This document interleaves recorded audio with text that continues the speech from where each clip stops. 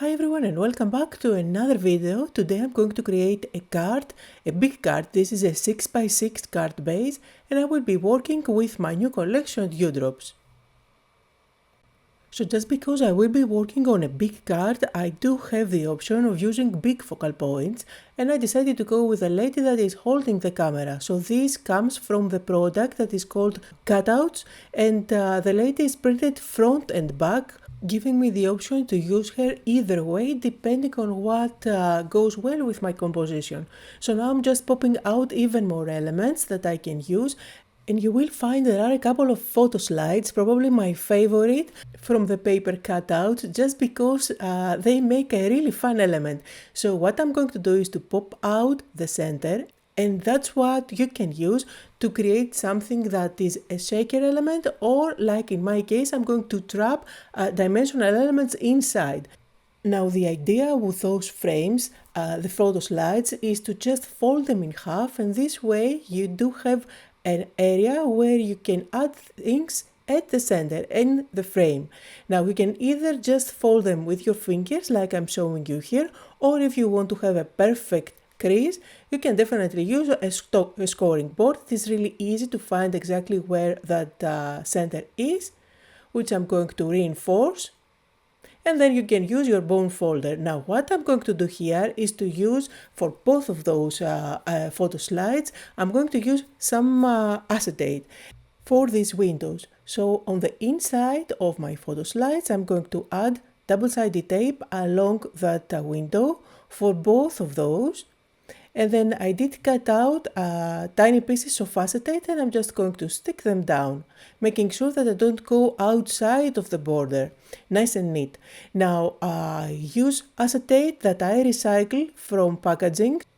So I'm going to create the photo slides relatively flat. They are going to have dimension and trapped elements inside, but you can definitely have them even more dimensional so that you can turn them into shaker elements. So in my case here, I want to find elements to stick inside, and I decided to cut out a bird for one of them. So I'm using the last page. This is the cut apart page from the 8x8 Dewdrops pattern paper. And then for the second one, I decided to go with the pink butterfly. So the way my mind was working was what photos could that lady took. So she probably took out a photo of a butterfly and a bird.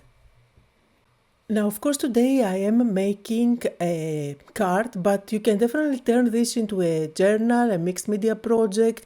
Usually the size that I'm working on could definitely be a card when I'm working on an art journal, and vice versa. So sometimes I make too many of the mini art journals, for example, and I get some questions about when are you going to share cards, where all the mini art journals could definitely be a card design. So just get inspired with what I like to create and the content that I post, and hopefully I will give you lots and lots of ideas using my new collection.